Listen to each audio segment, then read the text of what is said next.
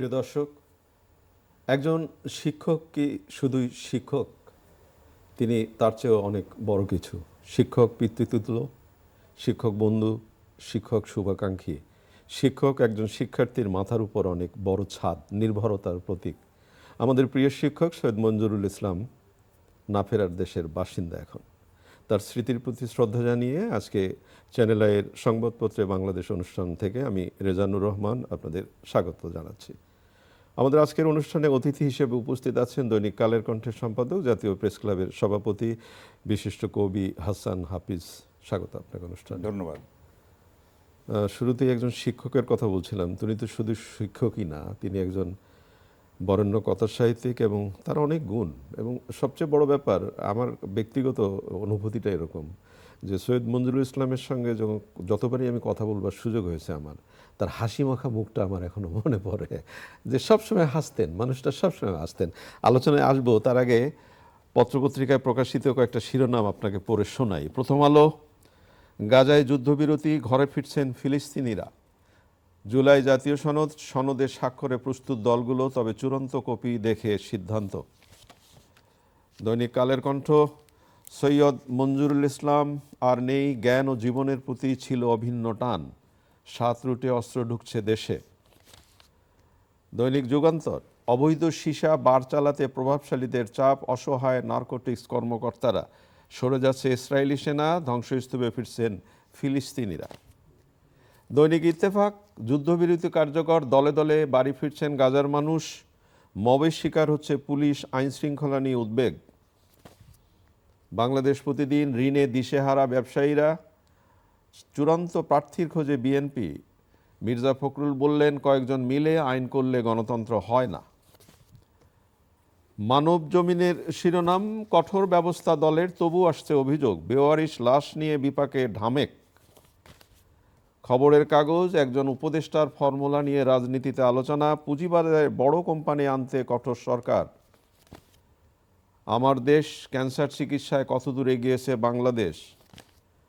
আলোকিত বাংলাদেশ, আর বোমা পড়বে না গাজায়, বাবার তৈরি মাঠে খেলবেন তারা, বিএনপির প্রার্থীরা সবুজ সংকেতের অপেক্ষায়। কালবেলা শিরোনাম, অন্ধকারে বিমানের মনিটর, আওয়ামী লীগ ছাড়াও নির্বাচন অংশগ্রহণমূলক সম্ভব। দৈনিক করতোয়া, স্বল্প আয়ের মানুষের হাসপাস। রূপালী বাংলাদেশ, সবজির দামে পুড়ছে ক্রেতা, বাজারের লিস্ট হাতে নিলেই বুক করে ধুকপুক। দৈনিক দিনকাল, পিআর পদ্ধতি আসন্ন, সংসদ নির্বাচন গোছানোর ষড়যন্ত্র। ইনকিলাব, রাজনৈতিক দলগুলোর নানা সমীকরণ, বিধ্বস্ত বাড়িতে ফিরছেন ফিলিস্তিনিরা। শুরুতে আমাদের একজন প্রিয় শিক্ষক, বিশিষ্ট কথা সাহিত্যিকের কথা বলছিলাম, এবং আপনি তাকে খুব গভীরভাবে চেনেন, জানেন, সৈয়দ মঞ্জুরুল ইসলাম। একটু শুনতে চাই। অসামান্য একজন মানুষ ছিলেন, এবং যেদিন তার হার্ট অ্যাটাক হয়, ম্যাসিভ হার্ট অ্যাটাক, তার আগের দিন তার সঙ্গে আমার ফোনে কথা হয়েছিল। আমাদের কিছু সিনিয়র ছিলেন, আমরা যখন বিশ্ববিদ্যালয়ে ভর্তি হই 70 দশকের শুরুর দিকে, তখন উনি তরুণ প্রভাষক, ইংরেজি বিভাগের ঢাকা বিশ্ববিদ্যালয়ে। তো তখন উনি কানাডা গেলেন পিএইচডি করতে। খুবই মনস্বী একজন আলোকিত মানুষ ছিলেন, এবং সিম্পল, নিরহংকার, সাদামাঠা, সরল, এবং বহু ক্ষেত্রে তার বিচরণ ছিল। আপনি বলেন যদি চারুকলার সমালোচক, নন্দন তত্ত্বের ব্যাখ্যাতা, তারপরে আপনার সংগঠক, অসাধারণ শিক্ষক, জনপ্রিয় শিক্ষক, নিজে খুবই দুর্দান্ত একজন কথাশিল্পী, কিন্তু জীবদ্দশায় আমরা সেই মূল্যায়নটা করতে পারিনি। আমরা হয়তো এখন মরার পরে বুঝতে পারবো, হারানোর পরে আমরা বুঝতে পারি। আমাদের এইটাই একটা সমস্যা, থাকতে আমরা দাঁতের মর্যাদা দিতে জানি না। তো এরকম শিক্ষক কিন্তু বিরল। শিক্ষক কিন্তু সংখ্যায় প্রচুর, কিন্তু সম্মান করার মতো মনস্বিতায় যারা আলোকিত, যাদের দ্বারা কিন্তু নতুন প্রজন্ম নতুন প্রেরণা পায়, উদ্দীপনা পায়, সেরকম শিক্ষকের সংখ্যা খুবই কম, মুষ্টিমেয়। আমরা কিন্তু বুদ্ধিবৃত্তিক ক্ষেত্রে অনেকখানি শূন্যতার দিকে চলে গেছি। আমরা হারিয়েছি কিছুদিন আগে বদরুদ্দিন উমরের মতো মনস্বী রাষ্ট্রচিন্তক, আমরা হারিয়েছি ভাষা সংগ্রামী আহমদ রফিক, রবীন্দ্র বিশারদ।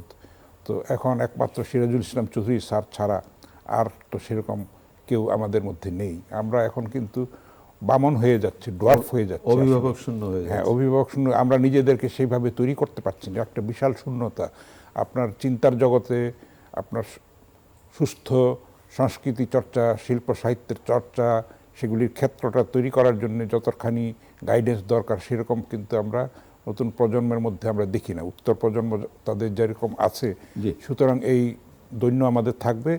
তবে তাদের চিন্তা, স্বপ্ন, আদর্শ, কাজ সেগুলি আমাদেরকে পথ দেখাবে, সেটাই একটা সান্ত্বনার কথা। অনেক ধন্যবাদ আপনাকে। সৈয়দ মঞ্জুর ইসলাম চ্যানেলের অত্যন্ত প্রিয় মানুষ এবং অভিভাবক ছিলেন। চ্যানেল আই পরিবারের পক্ষ থেকে তার স্মৃতির প্রতি আবারও গভীর শ্রদ্ধা জানাচ্ছি। একটা ছবি দেখাতে চাই আপনাকে আমি।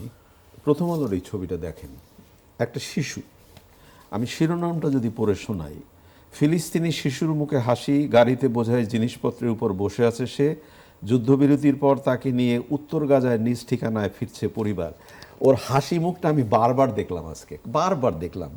প্রশ্নটা আমার এই জায়গায়, এরকম হাসি মুখ এর আগেও আমরা একবার দেখেছি যে সবাই ফিরছে, আবারও বাড়িতে ফিরছে তারা, এবং তারা প্রশ্নের জবাব বলছে সব তো ভেঙেচুরে খান খান, তোমরা বাড়িতে যে কি করবে? কয় আমার দেশ, এটাই আমার দেশ, আমি আমার বাড়ি খুঁজে নেব। কি বলবেন? এই ছবি যেরকম আমাদের আনন্দিত করে, আবার মনে করিয়ে দেয় আয়লানের ছবির কথা। আয়লান, আয়লান। যে সমুদ্র সৈকতে পড়েছিল সেই শিশুর মৃতদেহ, চোখে পানি এসে যাচ্ছে। ইসরায়েলকে কিন্তু এইগুলি জবাবদিহি করতে হবে, ক্ষতিপূরণ দিতে হবে। যে নৃশংসতা, বর্বরতা তারা চালিয়েছে সেগুলির বিচার হতে হবে। সেটা কিন্তু এখানে শেষ নয়। আমরা যদি পুরো বিশ্ববাসী যদি এক থাকে, বিশ্ববিবেক এখন জেগে উঠছে, দেরিতে হলেও, বেটার লেট দেন নেভার। তো সেই বিচারটা করতে হবে, ইসরায়েলকে সেগুলির জবাব দিতে হবে। হাজার হাজার প্রাণ তারা কেড়ে নিয়েছে, যে নৃশংস বর্বরতা চালিয়েছে, একতরফা আগ্রাসন চালিয়েছে, এখনও কিন্তু তারা অনেক জায়গা দখল করে রেখেছে। সন্দেহ এখনো কাটেনি। হ্যাঁ, তো সংশয় এখনও কাটেনি। সেটাতে আমরা উচ্ছ্বসিত হব না, আমরা সংহত করব আবেগকে, এবং আমরা আমাদের যেই হৃত অধিকার, সেটাকে মানবাধিকার, সেটাকে পুনরুদ্ধারের জন্য লড়াই করব, এবং তাদেরকে বাধ্য করব তারা যেন ক্ষতিপূরণ দেয় এবং তাদের কৃতকর্মের জন্য অনুশোচনা করে, প্রায়শ্চিত্ত করে, নাকে খত দেয়। আমাদের একজন প্রিয় আলোকচিত্রী, মানবাধিকার কর্মী শহীদুল আলম গাজায় গেলেন এবং আটক হলেন এবং দেশে ফিরে এসছেন। এটি একটি সুখবর। কি বলবেন? এটা একটা বাংলাদেশকে কিন্তু বহির্বিশ্বে প্রচার সম্মানের একটা জায়গায় পৌঁছে দিয়েছেন উনি, মানবাধিকারের পক্ষে। তারপরে যেই ইসরায়েলি আগ্রাসনের বিরুদ্ধে যেই জীবনের ঝুঁকি নিয়ে প্রতিবাদ, বিশ্বের অন্যান্য মানবাধিকার কর্মীদের সঙ্গে তিনি আমাদের মুখ উজ্জ্বল করেছেন, তাকে সেরকম অভিনন্দন। আমরা অপেক্ষা করব, ইসরায়েলের আরও শাস্তির জন্য আমরা অপেক্ষা করব, এবং সেটার জন্য আমরা ঐক্যবদ্ধ উদ্যোগ নেব সবাই মিলে। আমরা যেন ভুলে না যাই সেই অপমান এবং সেই গ্লানি, সেগুলির বিচার কিন্তু ইসরায়েলের করতে হবে এবং তাদেরকে কাঠগড়ায় দাঁড় করাতে হবে। একটু জাতীয় নির্বাচনের জায়গায় আসি। মানে ফেব্রুয়ারিতে নির্বাচন হবে, এটা আমরা সবাই আশা করছি, কিন্তু কিছু কিছু শিরোনাম একটু শঙ্কা জায়গায়। যেমন ফখরুল ইসলাম আলমগীর সাহেব বলেছেন, বা বিএনপি নেতারা বলেছেন যে বিএনপি কারো চাপে মাথা নত করবে না, ফেব্রুয়ারিতে নির্বাচন হতেই হবে। যদি কারো চাপে মাথা নত করবে না বলা হয়, তাহলে চাপ আছে। আবার আরেক দিকে জামায়াত যেটা বলার চেষ্টা করছে, পিআর যুক্ত করেই জুলাই জাতীয় সনদ প্রস্তুত করতে হবে এবং এটার আইনি ভিত্তি দিতে হবে। খেলাফত মজলিসের আমির বলেছেন মামুনুল হক, জুলাই সনদের আইনি স্বীকৃতি না পেলে রাজপথে যুদ্ধ হবে। তো এখন এরকমের কথাবার্তার মধ্যে আপনার কি মনে হয় যে নির্বাচনটা কি আসলে হচ্ছে? নির্বাচন অবশ্যই হবে, এটা হ্যাঁ অবশ্যই হবে, এটা আমি দৃঢ়ভাবে বিশ্বাস করি। আপনাকে এখানেও আমি বলেছি আগে যে ডাকসু নির্বাচন যেভাবে হয়েছে, অনেক বাধা বিঘ্ন পার হয়ে, পাথর ঠেলে, উজান ঠেলে কিন্তু শেষ পর্যন্ত হয়েছে। এখনও তাদেরকে স্বাগত জানায় রাজনৈতিক দলগুলি যে একটা ঐকমত্যে পৌঁছেছে ছাড় দিয়ে, এবং আশা করি এই সংকট, সংশয়, দ্বিধা কেটে যাবে।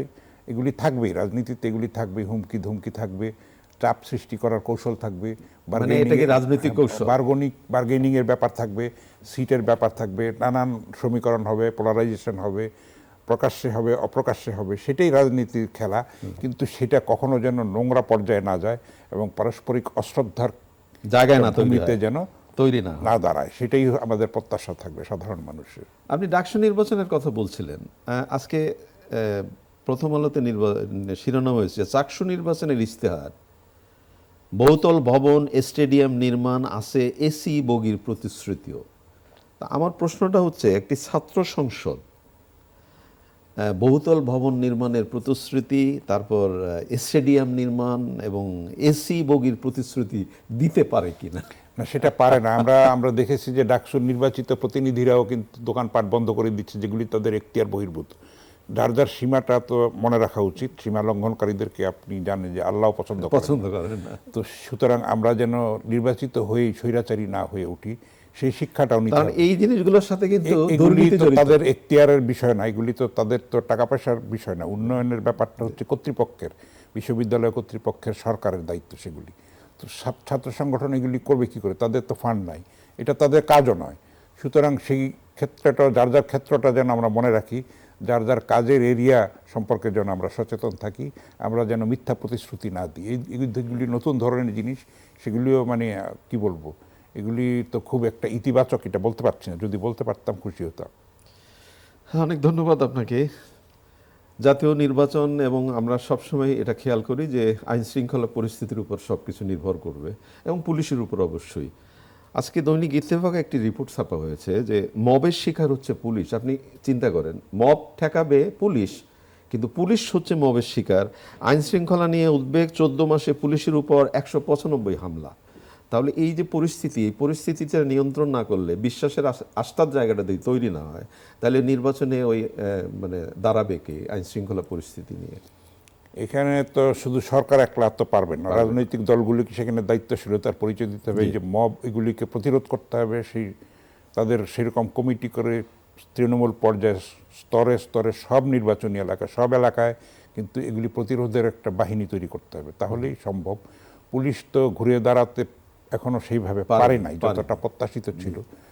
তো একটু একটু অগ্রগতি হয়েছে, কিন্তু আমরা যতটা চেয়েছিলাম সেই রকম আমরা পাইনি। তো সেইখানে সহায়তাও করতে হবে, পুলিশের মনোবলটা যাতে ফিরে আসে, সেটা আমাদেরও চেষ্টা করতে হবে, আমাদেরও ভূমিকা আপনি পালন যেটা করতে চেষ্টার হবে। কথা বললেন, প্রথম আলোর শেষ পৃষ্ঠায় ছাপা হয়েছে, আগামী নির্বাচনে পুলিশের 6 চ্যালেঞ্জ।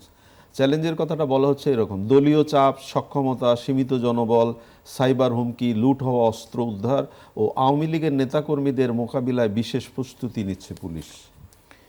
পুলিশের সক্ষমতা তৈরি করাটা তো এটা রাতারাতি আপনার করা যায় না, এটা একটা প্রশিক্ষণের ব্যাপার আছে। তারপরে সেইভাবে সিজনড হতে হবে, নিজেদেরকে তৈরি করতে হবে, সেটা একটু সময় সাপেক্ষ ব্যাপার। এই সরকার কিন্তু অনেকখানি সময় নষ্টও করে ফেলেছে। এগুলি যদি প্রথম দিকে অ্যাড্রেস করতো, তাহলে কিন্তু পুলিশ অনেকখানি একটা আগের অবস্থানে ফিরে যেতে পারত। আমরা মানবিক পুলিশ চাইব, আমরা আগের মতো পেটোয়া বাহিনীর পুলিশ আর দেখতে চাই না বাংলাদেশে।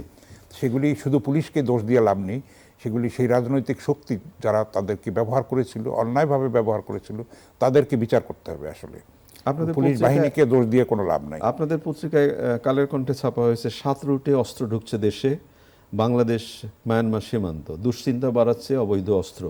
তাহলে এই যে অবৈধ অস্ত্র ঢুকলে সামনে নির্বাচনের পরিবেশ, সবকিছু মিলে এটাও তো একটা বিপন্ন হবে। আমি তো বারবারই বলি যে নির্বাচন নস্যাৎ করার জন্য দেশের ভিতরে ষড়যন্ত্র ক্রিয়াশীল আছে এবং দেশের বাইরেও আছে। আপনি দেখেন, পাহাড়েও কিন্তু অশান্তি হচ্ছে। আরাকান আর্মি একদিকে, তারপরে আবার ভারতীয় যে মদতপুষ্ট অনেকগুলি বিচ্ছিন্নতাবাদী গোষ্ঠী সেখানে সহিংস পরিস্থিতি তৈরি করছে এবং অস্থিরতা তৈরি করছে, রক্ত ঝরছে সেখানে। তো আমরা সম্মিলিতভাবে যদি এর প্রতিরোধ করতে পারি, জাতীয় ঐক্য, স্বাধীনতা, সার্বভৌমত্বের প্রশ্নে আমরা যদি অবিচল থাকতে পারি, দৃঢ় থাকতে পারি, তাহলে এইসব মোকাবেলা করা সম্ভব। অবশ্যই আমরা সেই চ্যালেঞ্জ মোকাবেলা করব। আমরা যেহেতু একটা মুক্তিযুদ্ধ করে একটা দেশ পাওয়া একটা জাতি, সুতরাং আমাদের তো সেই ঐতিহ্যের অহংকার আছে, শৌর্য বীর্যের, আমাদের দৃঢ়তার সেই ইতিহাস আছে। এবং আমরা 90 আন্দোলন করেছি গণতন্ত্রের জন্য, আমরা 24-এ বিজয় ছিনিয়ে এনেছি। সেটার ধারাবাহিকতা রক্ষা করার জন্য আমরা সবাই মিলে যেন অতন্দ্র প্রহরীর মতো দেশকে রক্ষা করি, দেশের গণতান্ত্রিক অভিযাত্রাকে যেন মসৃণ করার জন্য অবদান রাখি যার যার ক্ষেত্র থেকে। অনেক ধন্যবাদ। আপনি স্বপ্নের কথাগুলো বললেন, এটাই তো হওয়া উচিত একটি শহর বা একটি দেশে। মানে এটা একটা বলে প্রাকৃতিকভাবে যে কতটুকু বন সম্পদ থাকবে, কতটুকু ফাঁকা জায়গা থাকবে, স্কুলের সামনে কতটা মাঠ থাকবে।